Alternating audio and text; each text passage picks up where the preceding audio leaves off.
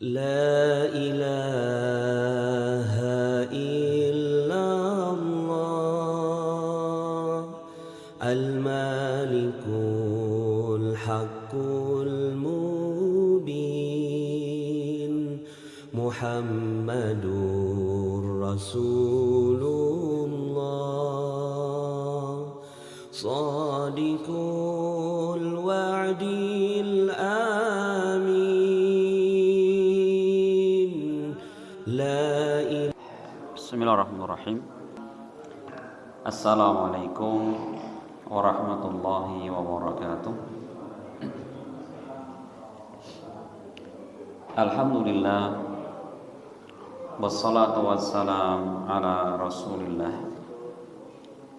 wa ala alihi wa ashabihi wa man wala, wa asyhadu an la ilaha illallah wahdahu la syarika lah, wa asyhadu anna Muhammadan abduhu wa rasuluh sallallahu alaihi wasallam.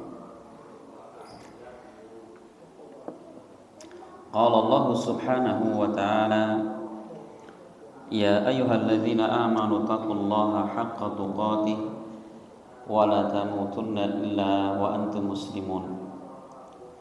Ya ayyuhan nasu taqu rabbakumul ladzi khalaqakum min nafsin wahidah wa khalaqa minha zawjaha wa bassa minhuma rijalan katsiran wa nisaa'a wattaqullaha alladzi tasaaluna bihi wal arham innallaha kana 'alaikum raqiba.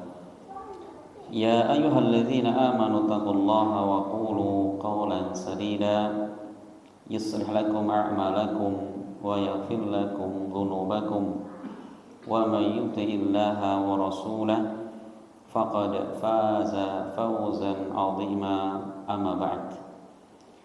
Ma'asyiral muslimin rahimani wa rahimakumullah.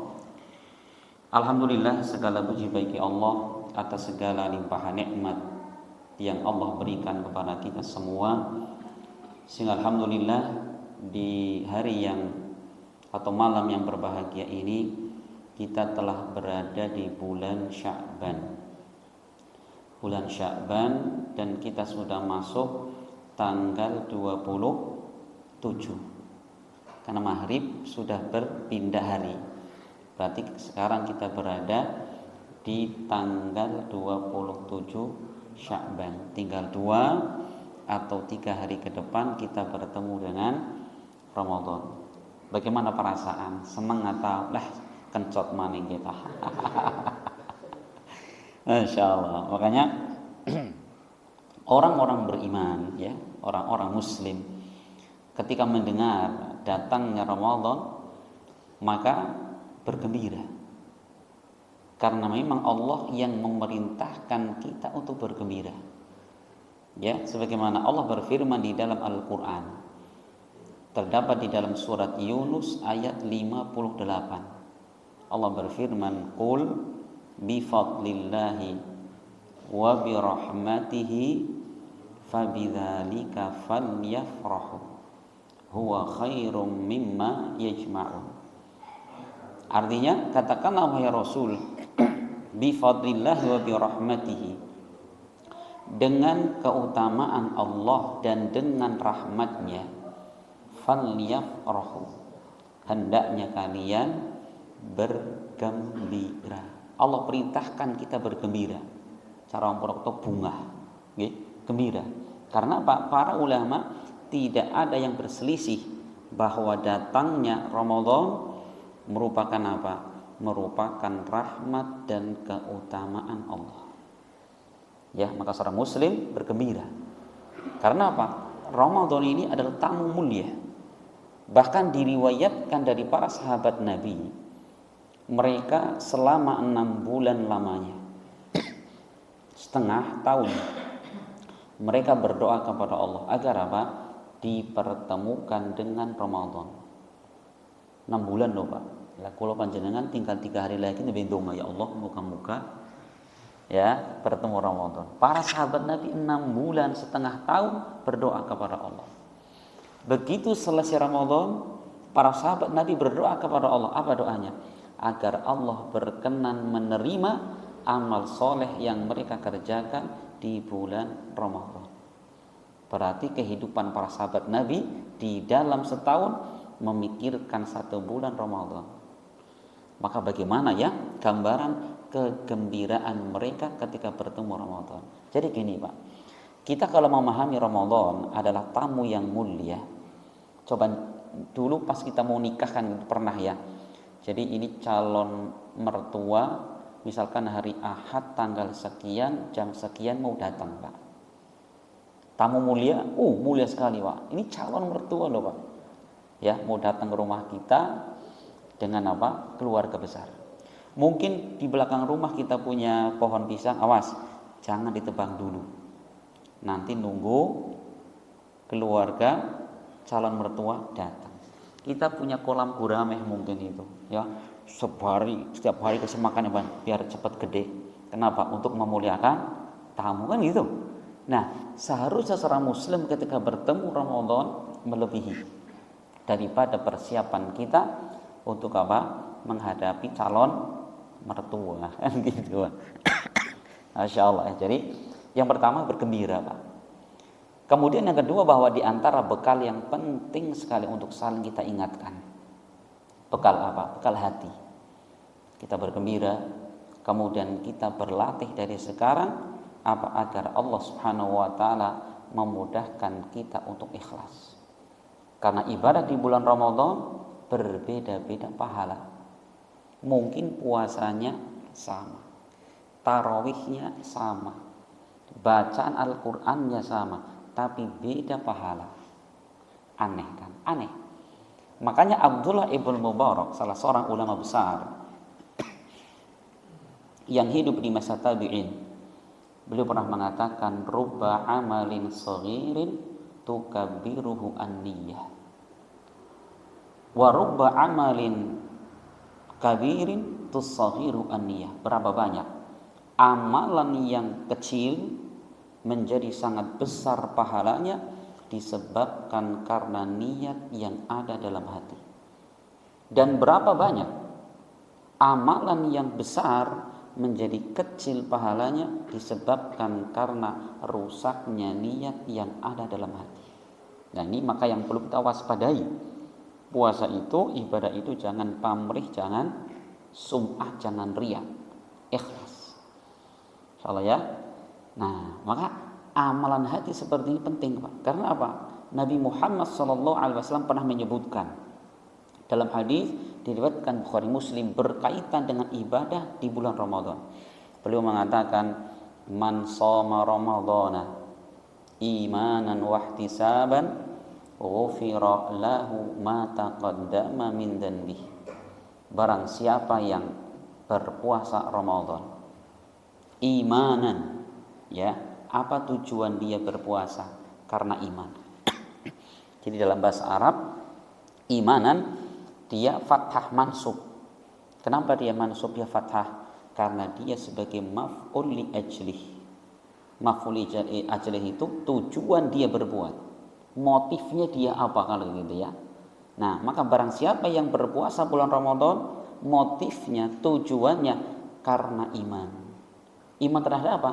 Iman terhadap perintah Allah. Bahwa dia berpuasa karena perintah Allah, bukan karena reko sama mertua yang kiai.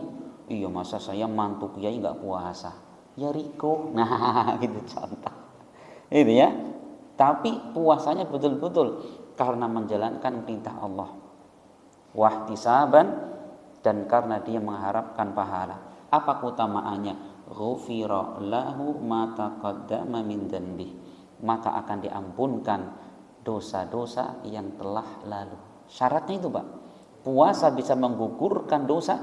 Syaratnya puasa yang kita kerjakan adalah puasa yang ikhlas lillahi ta'ala, karena dalam rangka iman kepada perintah Allah dan mengharapkan pahala darinya.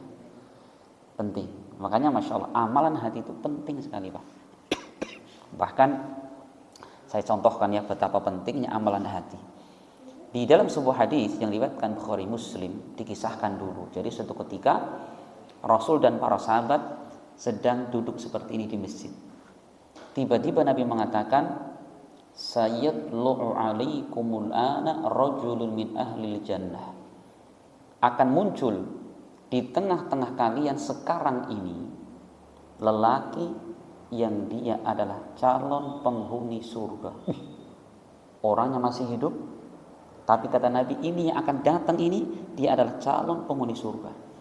Para sahabat pun terus manteng pandangan mereka, siapa yang datang? Tidak lama kemudian datang laki-laki Ansor. Dia datang masuk ke masjid dalam keadaan janggutnya basah habis berwudu, tangan kirinya megang sendalnya. Orang ini ternyata ya sudah. Hari pertama. Hari kedua Rasul mengucapkan kalimat yang sama. Akan muncul di tengah-tengah kalian lelaki, dia adalah calon penghuni surga. Para sahabat lebih penasaran lagi. Begitu ditunggu-tunggu, muncul orang yang kemarin, sahabat Ansor, janggutnya basah kena air wudhu, tangan kirinya megang sendalnya.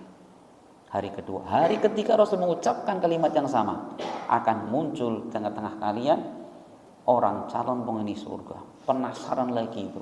Yang muncul siapa? Orang itu lagi, Bang. Makanya ada sahabat yang bernama Abdullah bin Amr bin As, yang beliau adalah sahabat yang terkenal dengan ahli ibadah. Penasaran, ini sebenarnya amalan orang ini apa amalannya.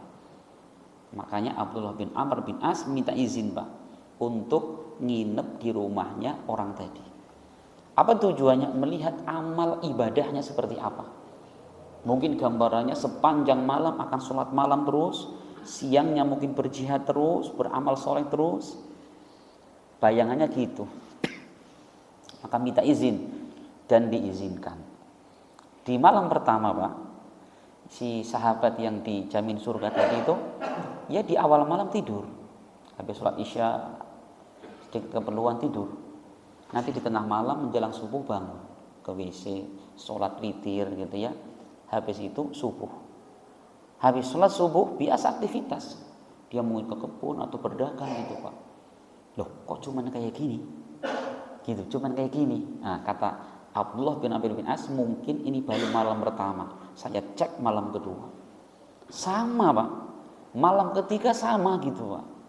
Akhirnya begitu Abdullah bin Amr bin As hendak pamitan pulang, "Mas, ngapunten, saya sebenarnya nginep di rumah jenengan nggak ada tujuan apa-apa, kecuali satu, pengen melihat ibadah panjenengan. Karena kalau Rasul sampai 3 kali mengatakan Anda calon penghuni surga." Apa kata orang tadi? "Ma huwa illa ma ra'ait." Aku tidak punya amalan kecuali apa yang kamu lihat. Oh, cuma itu toh? Iya. Ghaira. Nah, hanya saja kata dia, dia mengatakan la ajidu. Ya, tidak didapati dalam diriku apa? Ghissan ala muslimin, yaitu perasaan benci dan dendam kepada seorang muslim. Wala ahsudu ahadan ala khairin a'tahu Allah iyah, dan aku tidak pernah hasad, iri, dengki atas kebaikan yang Allah berikan kepada seorang. Coba, tidak benci, tidak dendam, tidak hasad, itu amalan apa? Amalan hati. Nah, makanya kata Abdullah bin Amr bin As, lah ini yang kamu capai, sedangkan saya tidak bisa mengungguli. Kenapa? Amalan hati. Masya Allah ya, makanya penting sekali Bapak sekalian, kita terus minta kepada Allah Subhanahu wa Ta'ala untuk apa? Diperbaiki keadaan hati kita. Nah, ini diantara bekal yang sangat penting ketika kita menghadapi bulan suci Ramadan. Hati perbaiki. Masya Allah ya. Wallahu a'lam bishawab. Kemudian Bapak sekalian, gimana? Ini lanjut masalah Ramadan apa tafsir? Tafsir kita Pak. Iya. Kemudian Bapak sekalian, insya Allah kita akan melanjutkan pembahasan tafsir kita dari surat-surat pendek. Dan pertemuan sebelumnya kita telah sampai menjelaskan di dalam tafsir surat Al-Qari'ah. Kemudian kita akan berpindah kepada surat berikutnya, yaitu surat Al-Adiyat. Surat Al-Adiyat hanya terdiri dari 11 ayat. Al-Adiyat ini adalah surat Makkiyah yang diturunkan sebelum Nabi hijrah ke kota Madinah. Kita akan baca Bapak sekalian. Jadi di surat Al-Adiyat ini 5 ayat pertama Allah Subhanahu wa taala bersumpah ya dengan makhluknya. Jadi kita baca A'udzubillahi minasyaitonir rajim. Bismillahirrahmanirrahim. Wal 'adiyati dhabha. Demi kuda perang yang berlari dengan kencang dengan nafas yang terengah-engah gitu ya. Insyaallah. Kenapa Allah bersumpah dengan kuda di sini kok enggak dengan unta atau keledai gitu? Kata para ulama tafsir bahwa kuda ini memiliki kelebihan.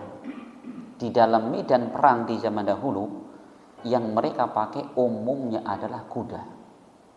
Ya, tidak pakai burung unta. Ya, karena apa? Orang cepat, Pak. Ya, tapi kalau kuda ini bisa cepat ngejar musuh, gitu kan, dan lain sebagainya.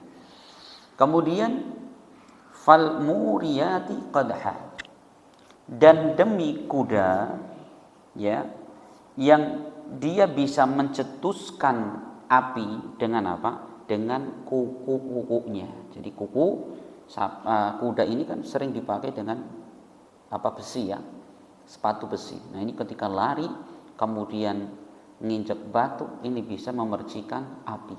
Masya Allah.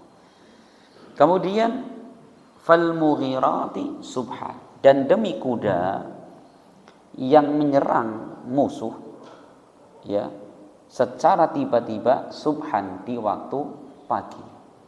Ya, penyebutan waktu pagi kata para ulama karena umumnya Nabi SAW ketika berperang beliau melakukan di waktu pagi, bahkan pagi menjelang subuh kadang-kadang, atau minimal azan subuh baru kemudian perang. Karena apa? Ada kemungkinan bahwa perang itu bisa terjadi sepanjang hari, gitu kan? Karena zaman dulu kalau perang datang malamnya berhenti, Pak. Nanti kalau potong-potong perang bisa ngantem kancane dewek gitu ya kan. Gitu. Makanya Pak, kalau sudah maghrib berhenti sudah, otomatis berhenti, nggak mungkin. Ya namanya perang kan nggak mungkin di kota yang nggak ada lampu-lampu. Di mana? Di tengah padang pasir. Nah makanya apa? Rasul kalau memulai pagi-pagi. Nah makanya Allah bersumpah dengan apa? Dengan kuda yang mereka menyerang musuh di waktu pagi. Fa'asarna bihi naq'ah. Yang kuda-kuda ini mereka apa? Menerbangkan debu-debu ya, karena lari ya sana kemari, debu berterbangan. Fawasatna bihi jam'ah, dan menyerbu musuh menyerbu di tengah-tengah musuh. Masya Allah ini. Jadi di dalam 5 ayat pertama ini Allah bersumpah. Ya, Ustaz, kok Allah bersumpah dengan makhluknya? Bukankah kita tidak boleh bersumpah kecuali dengan nama Allah ini? Ya, Rasul mengatakan, "Man halafa bi ghairillahi faqad asyraka." Siapa yang bersumpah dengan menyebut nama selain Allah, maka dia telah berbuat syirik. Apa jawabannya? Jawabannya bahwa syariat itu, perintah dan larangan itu berlaku untuk umat manusia. Adapun Allah tidak berlaku. Aturan itu tidak berlaku untuk Allah gitu. Maka Allah bebas. Jadi Allah tidak boleh dipertanyakan perbuatannya. Yang dipertanyakan adalah perbuatan hamba. Gitu ya. Jadi hati-hati. Kita kalau bersumpah tidak boleh kecuali dengan nama Allah Subhanahu wa taala. Bersumpah tidak boleh dengan nama nenek moyang. Bersumpah dengan atas nama negara, enggak boleh. Ya, kalau sumpah ya wallahi. Jadi di dalam Islam, sumpah yang tertinggi adalah apa? Bersumpah dengan atas nama Allah. Makanya orang-orang beriman ketika kita sedang terjadi sengketa, Pak. Ya, sengketa, ada permasalahan. Kok satu pihak bersumpah, maka kita wajib menerima. Ya, maka Rasul mengatakan, al-bayyinatu 'alal mudda'i wal yaminu 'ala man ankara. Bagi orang yang dia ngaku-ngaku gitu ya, nuduh-nuduh, maka dia wajib mendatangkan bukti. Adapun orang yang tertuduh, kalau dia mau mengingkari tuduhan itu, maka wajib baginya untuk bersumpah.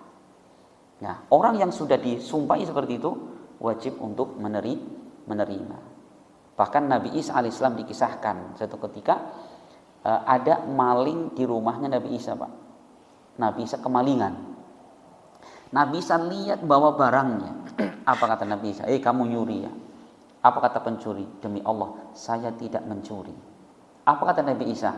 Iya, kamu benar, yang salah mata saya. Kenapa, Pak? Saking Nabi Isa alaihissalam memuliakan Allah subhanahu wa ta'ala. Kenapa? Orang tadi bersumpah bawa nama Allah. Subhanallah, ini kata para ulama, bagaimana menunjukkan Nabi Isa alaihissalam betul-betul mengagungkan Allah subhanahu wa ta'ala. Orang nyuri, jelas-jelas nyuri, dia bersumpah demi Allah saya enggak nyuri. Apa kata Isa? Ya, kamu benar, yang salah mata saya, salah ngelihat katanya. Insyaallah ya. Iya, jadi gitu Pak. Ya kecuali misalkan ada orang berkali-kali nyuri, demi Allah saya enggak nyuri. Ora kok ping 10 maling kok ya, ngakuni orang maling gitu. Gitu, Masya Allah. Nah, apa yang Allah sumpahi? Jadi Allah mengatakan, innal insana li rabbihi lakanud. Sesungguhnya manusia, mereka terhadap Rabbnya lakanud. Apa makna lakanud? Sangat ingkar. Ibnu Katsir rahimahullah, beliau menukilkan dua penafsiran para ulama tentang makna kanud, lakanud. Makna yang pertama maknanya adalah al-kanud al-kafur. Manusia itu banyak sekali ingkar terhadap nikmat Allah. Ya, Allah itu banyak sekali Pak memberikan nikmat kepada kita. Baik nikmat yang sifatnya lahir maupun batin. Kebanyakan manusia ingkar, terutama kata Nabi ada dua nikmat yang banyak sekali diingkari. Sehat dan sempat. Nikmatani maghbunun fihi ma katsirun minan nas, as-sihhatu wal farah. Ada dua macam kenikmatan kata Nabi yang kebanyakan manusia, kebanyakan loh Pak. Bukan sedikit tapi kebanyakan manusia maghbun. Mereka lalai dan lupa. As-sihhatu wal farah, sehatnya badan, sehatnya jasmani rohani dan kesempatan. Ya kadang-kadang kita sadar Pak, sehat itu mahal kapan? Ketika sehat itu Allah cabut. Iya, begitu kita sakit, astagfirullah, ternyata kemarin sehat itu nikmat ya. Mau makan sambal jengkol, siap. Ya kan? Pengen makan apalagi Pak, siap, enak semua. Begitu sakit, Masya Allah, makan sambal melilit, makan saus sedikit mencret. Iya kan? Pengen makan kepiting, asam urat, ya kan? Pengen makan manis-manis, kenapa itu? Gulanya naik gitu. Dulu kita sehat lupa gitu. Nah, ini yang pertama. Yang kedua kata Rasul, yang banyak diingkari manusia adalah apa? Yaitu kesempatan, waktu luang. Ya, kita kalau selagi luang nggak mikir, itu nikmat sekali.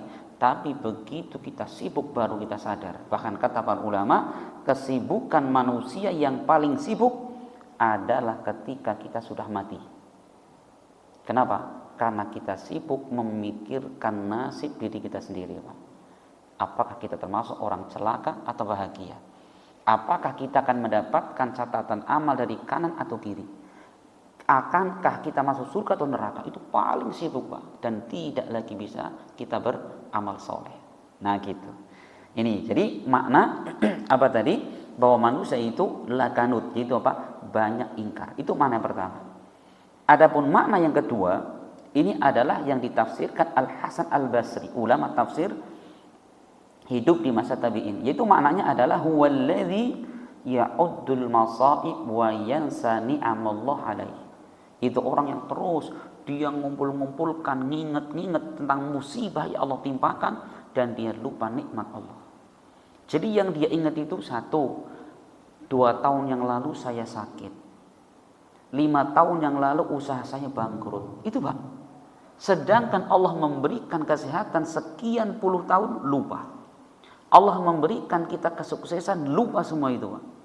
Ya, itu kata Al-Hasan Al-Basri, itulah makna bahwa manusia itu lakanut, sungguh banyak apa tadi, pintarnya ngitung-ngitung kekurangan, ngitung-ngitung musibah dan lupa terhadap nikmat Allah.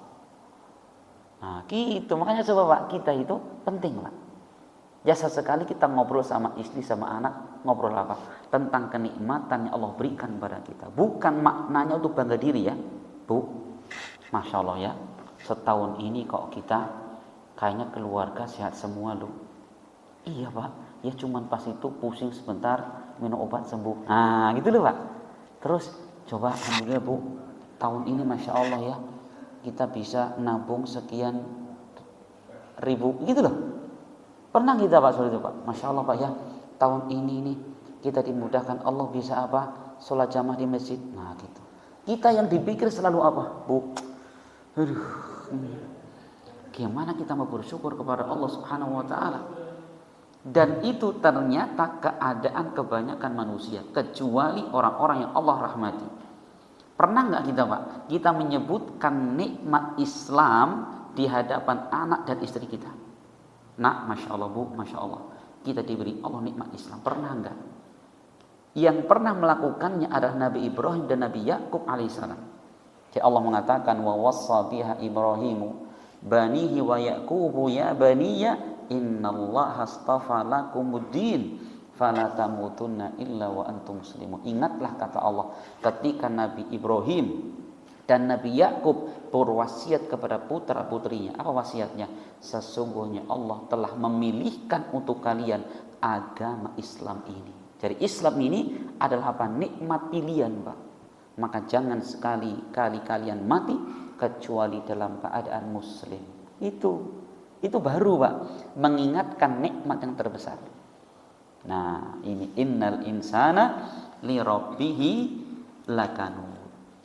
Kemudian Allah mengatakan wa innahu ala dzalika lasyahid. Dan sesungguhnya ia itu menyaksikan. Siapa ia di situ? Kata Ibnu Katsir, ini ada 2 kemungkinan. Bisa maknanya ia adalah Allah. Allah tahu bahwa manusia itu mereka tahu mereka itu ingkar. Atau makna yang kedua yaitu manusia itu sendiri mereka tahu juga bahwa dirinya itu banyak ingkar kepada Allah. Ingatnya apa? Musibah-musibah dan lupa nikmat Allah. Insyaallah ya, wa innahu ala dzalika lasyahid. Karena Allah mengatakan wa innahu li hubbil khairi lasyahid. Dan sungguh manusia itu dia li hubbil khairi, mencintai dunia itu teramat sangat itu Pak. Jadi manusia itu punya tabiat yang buruk Pak. Apa tabiatnya? Cinta dunia. Dan ini adalah tabiat yang buruk. Karena apa? Dari cinta dunia ini subhanallah Pak, efeknya banyak sekali. 1, menjadikan orang jadi pelit, ya kan? Kenapa pelit itu ada pada orang? Karena dia cinta kepada dunia. Mungkin ada orang datang ya, orang miskin, atau mungkin masjid ada perlu kegiatan ya untuk ngecat masjid, masang AC. Pak, bantu berapa? Orang bisa, lagi angel miskin. Padahal duitnya banyak. Ada. Kenapa dia enggan mengeluarkan? Karena cinta kepada dunia gitu Pak. Makanya apa? Rasul pernah menyebutkan bahwa orang yang bersedekah mengeluarkan hartanya ini adalah bukti keimanan. As-salatu nurun was-sadaqatu burhan, kata Nabi. Salat adalah cahaya, sedangkan sedekah adalah bukti. Bukti apa? Bukti iman. Kenapa? Karena gini Pak, tadi manusia itu punya tabiat teramat sangat cinta kepada dunia. Dia akan mengumpulkan dunia dengan berbagai macam cara. Ya, makanya kalau ada orang sudah berhasil mengumpulkan harta dunia, kemudian dia sedekahkan di jalan kebaikan, berarti apa? Ini bukti bahwa kecintaan dia kepada Allah, kepada akhirat lebih tinggi daripada cinta kepada harta dunia. Masya Allah ya, makanya Masya Allah Bapak sekalian, cinta dunia itu penyakit bahaya. Penyakit bahaya Pak. Berawal dari cinta dunia ini bisa apa? Orang saling membunuh, iya apa tidak? Iya Pak. Berawal dari cinta dunia ini bisa memutuskan hubungan kekerabatan. Sekarang berapa banyak Pak? Ada orang hanya urusan warisan kakak adik jadi bermusuhan. Bagianku kurang kok, gitu, ya kan? Kakak adik cakar-cakaran, bacok-bacokan. Itu kenapa? Cinta dunia. Makanya Rasul mengatakan tidaklah ya satu ekor serigala yang lapar kemudian diletakkan di tengah-tengah kerumunan kambing itu tidak lebih merusak daripada apa? Orang yang mereka cinta dunia. Ya, lebih merusak agama mereka. Itu ngeri. Orang kalau cinta dunia itu ngeri sekali. Masya Allah. Ya, makanya Masya Allah, Allah di sini menyebutkan tentang apa? Tentang sifat dasar manusia. Itu apa? Mereka sangat cinta kepada harta dunia. Kapan manusia hilang cinta dunia? Kalau kata Rasul, mulutnya sudah dipenuhi dengan tanah. Sampai Rasul mengatakan, "Lau kanat lil insani wadiyan min dhahab, la talaba wadiyan akhar." Andaikan seseorang dia memiliki harta berupa apa? Emas 1 lembah. Ini bukan segram 2 gram Pak, bukan 1-2 toko emas Pak, lembah emas. Apakah dia puas? Enggak. Dia akan mencari lembah emas yang kedua. 2 lembah emas dia kuasai, dia akan mencari lembah emas ketiga. Kapan kata Rasul orang akan puas? Ketika mereka sudah masuk ke liang lahat, mulutnya penuh dengan tanah, baru sadar mereka. Ternyata harta itu tidak menjadikan orang kekal, tidak menjadikan orang bahagia selama-lamanya. Maka yang mereka minta apa? Minta balik ke dunia untuk beramal soleh. Masya Allah itu ya. Maka ambillah pelajaran. Maka Allah mengatakan, bagi orang-orang seperti ini yang sangat cinta kepada dunia, Allah ingatkan, afala ya'lamu idza bu'thira ma fil kubur. Apakah ia tidak tahu ketika apa yang ada di alam kubur akan dibangkitkan.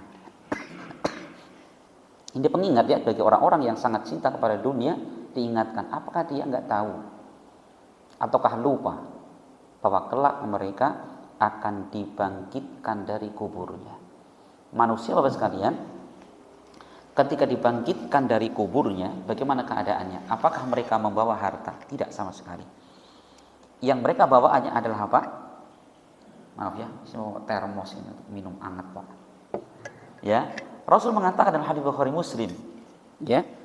Jadi beliau mengatakan yuhsyarun nasu yaumal qiyamati hufatan uratan hurlan. Manusia akan dibangkitkan pada hari kiamat dalam keadaan mereka tidak beralas kaki, mereka tidak berpakaian alias telanjang bulat, hurlan, dan mereka belum disunat. Coba, ya kita dulu punya sendal, punya sepatu berbagai macam merek, di hari kiamat tidak kita pakai. Kita punya Carrefour, New Era, Neckerman, begitu bangkit pakainya Cakerman. Cakerman gitu. Iya kan? Pakaian pun demikian. Kita punya berbagai macam merek baju yang mahal sampai yang murah. Bangkit hari kiamat tidak satu helai pakaian pun. Dan kita belum disunat Pak. Loh Ustaz, wong dulu saya sunat 3 kali, salah motong dokternya misalkan. Di hari kiamat balik lagi itu Pak. Ya, sampai Aisyah, beliau kan logika Rasul, laki-laki perempuan kumpul. Ar-rijalu wan nisa yanzuru ba'dhum ba'dha. Ya Rasul, laki-laki perempuan kumpul, saling ngintip berarti auratnya. Apa kata Nabi? Ya Aisyah, al-amru asyaddu min ayyuhimmahum ala dzalik. Ya Aisyah, Urusan di hari itu lebih ngeri daripada sekedar ngintip aurat orang lain.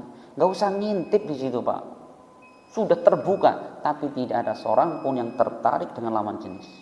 Saking apa? Takutnya di hari itu. Dan Allah ingatkan di sini nih, bagi orang yang sangat banyak ingkar kepada Allah, dia sangat cinta kepada dunianya, apakah dia tidak tahu bahwa mereka akan dibangkitkan dari kuburnya, wa husila ma fis sudur, dan akan ditampakkan semua yang ada di dalam hati-hati mereka. Jadi Bapak sekalian, Masya Allah ya, orang yang cinta kepada dunia itu tidak sama sekali mendatangkan kebaikan. Karena apa? Rasul menjanjikan, ini ngeri sekali Pak. Rasul pernah mengatakan, man kanatid dunya hammahu farraqallahu syamlahu wa ja'alal faqra baina ainaihi wa la ya'tihi dunya illa kama kutiba lahu. Barang siapa yang dunia adalah tujuan hidupnya, farraqallahu syamlahu, Allah akan cerai berikan, Allah persulit segala urusannya, dan Allah akan menjadikan kemiskinan di hadapan matanya. Coba, makanya orang semakin tamak kepada dunia, semakin cinta kepada dunia, yang ada adalah khawatir. Ya kan? Khawatir Pak. Khawatir usaha ini nanti bangkrut. Maka dia akan mikir usaha yang lain. Gitu Pak. Wa ja'alal faqra baina ainihi, dan dijadikan kemiskinan di hadapan matanya. Wa la ya'tihi dunya illa kama kutiba lahu, dan harta dunia tidak akan mendatanginya kecuali sekedar apa yang Allah takdirkan untuknya. Ini. Jadi enggak melebihi dari kadar yang Allah tetapkan. Tapi sebaliknya Pak, wa man kanatil akhiratu hamahu jama'allahu syamlahu wa ja'alal ghina fi qalbihi wa ya'tihi dunya wa hiya rahinatun. Dan barang siapa akhirat tujuan hidupnya, Allah akan kumpulkan urusannya, Allah permudah segala urusannya, dan Allah menjadikan kekayaan, kecukupan dalam hatinya, dan harta dunia akan mendatanginya dalam keadaan harta ini merendahkan diri kepadanya. Bukan kita yang ngejar-ngejar dunia, tapi dunia datang memaksa untuk datang kepada kita.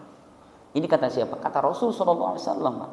Maka perlu kita latih, ya, kita latih. Kemudian yang terakhir, inna rabbahum bihim yawma idzil khabir, dan sesungguhnya Rabb mereka di hari itu mengetahui terhadap itu semua. Insyaallah ya, ini jadi surat ini pendek sekali, tapi kalau kita renungkan dan kita pikirkan, Masya Allah, memiliki makna yang sangat mendalam. Itu mengingatkan kita tentang negeri akhirat. Semoga bermanfaat, dan semoga Allah Subhanahu wa taala memberikan kepada kita ilmu yang semakin menguatkan iman dan takwa kita kepada Allah Subhanahu wa taala. Amin rabbal alamin. Dan kita akhiri, subhanakallahumma bihamdik, asyhadu an la ilaha illa anta, astaghfiruka wa atubu ilaik.